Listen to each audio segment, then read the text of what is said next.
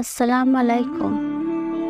আমাদের আজকের ভিডিওতে আমরা নবী ইব্রাহিম আলাইসাল্লামের জীবনের এক গুরুত্বপূর্ণ ঘটনা নিয়ে আলোচনা করব। আজকের পর্বে ইব্রাহিম আলাইসাল্লামের ওনার পুত্র ইসমাইল আলাইসাল্লামকে কোরবানি করার নির্দেশ এবং এই ঘটনার প্রেক্ষাপট নিয়ে আমরা আলোচনা করব। আশা করি আমাদের এই ভিডিওটি আপনাদের খুব ভালো লাগবে। তো চলুন ভিডিওটি শুরু করা যাক। ইব্রাহিম আলাইসাল্লামের জীবনে এমন এক সময় আসে যখন আল্লাহ ওনাকে ওনার প্রিয় পুত্র ইসমাইল আলাইসাল্লামকে কোরবানি করার নির্দেশ দেন। এটি কোরআনের সূরা আস-সাফফাতের 102 থেকে 107 আয়াতে বর্ণিত রয়েছে। ইব্রাহিম আলাইসাল্লাম দীর্ঘ সময় ধরে আল্লাহর কাছে একটি সন্তানের জন্য প্রার্থনা করেছিলেন।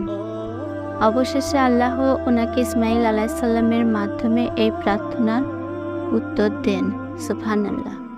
ইব্রাহিম আলাইসাল্লামের সাথে ইসমাইল আলাইসাল্লামের মধ্যে একটি গভীর ভালোবাসাপূর্ণ সম্পর্ক গড়ে ওঠে। কিন্তু এক সময় আল্লাহ ইব্রাহিম আলাইসাল্লামকে পরীক্ষা করার জন্য ওনার এই পুত্রকে কোরবানি করার নির্দেশ দেন। এটি ছিল আল্লাহর প্রতি ভালোবাসা ও আনুগত্য পরীক্ষা করার জন্য একটি মহান পরীক্ষা। ইব্রাহিম আলাইসাল্লাম স্বপ্নে দেখেন যে তিনি তার প্রিয় পুত্র ইসমাইল আলাইসাল্লামকে কোরবানি করছেন। তিনি প্রথমে ভাবেন এটি শুধু একটি স্বপ্ন হতে পারে, তবে বারবার এই একই স্বপ্ন দেখা তার মনে আস্থা এনে দেয় যে এটি আল্লাহর পক্ষ থেকে একটি নির্দেশ। কল্পনা করুন সেই মুহূর্তটি। এক পিতা যিনি অনেক বছর অপেক্ষা করে আল্লাহর কাছ থেকে পুত্র প্রাপ্তি লাভ করেছেন, এখন তাকে কোরবানি করার নির্দেশ পাচ্ছেন।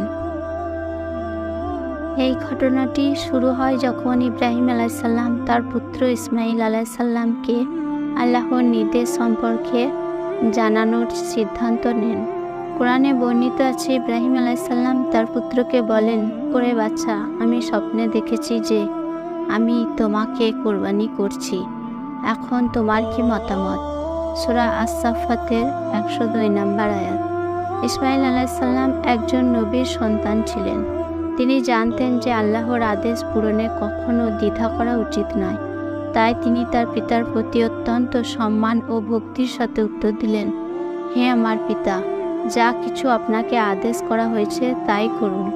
ইনশাআল্লাহ আপনি আমাকে ধৈর্যশীলদের মধ্যেই পাবেন। সূরা আস-সাফফাতের 102 নম্বর আয়াত। ইব্রাহিম আলাইসাল্লাম এবং ইসমাইল আলাইসাল্লাম আল্লাহর আদেশ মেনে কোরবানির স্থানে পৌঁছান। ভাবুন এই মুহূর্তটি কতটা আবেগময়। একদিকে একজন পিতা যিনি আল্লাহর প্রতি অগাধ বিশ্বাসের কারণে পুত্রকে কোরবানি করতে যাচ্ছেন, এবং অন্যদিকে একজন পুত্র যিনি আল্লাহর আদেশ পূরণে পিতার সাথে একত্রিত হচ্ছেন। এটি হচ্ছে আল্লাহর প্রতি ভালোবাসা। ইব্রাহিম আলাইসাল্লাম তার পুত্রকে শুইয়ে দিলেন এবং কোরবানির প্রস্তুতি নিলেন।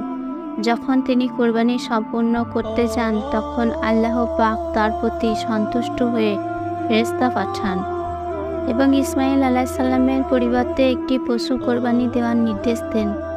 আল্লাহ কোরআনে বলেন, আমি তাকে পরিত্রাণ দিলাম এক মহান কোরবানির মাধ্যমে।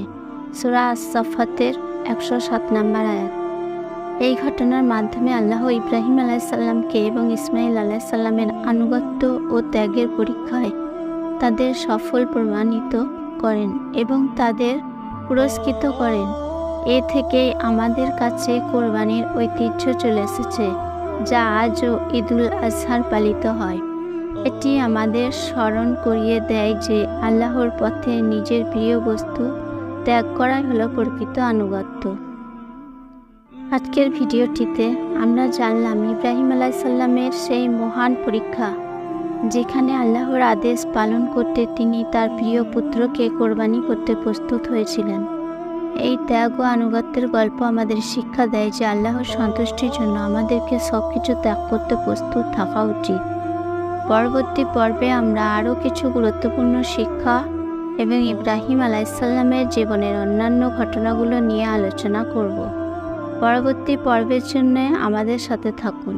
যদি ভিডিওটি ভালো লেগে থাকে তাহলে লাইক, শেয়ার এবং সাবস্ক্রাইব করতে ভুলবেন না। ধন্যবাদ আমাদের সাথে থাকার জন্য। আল্লাহ হাফেজ।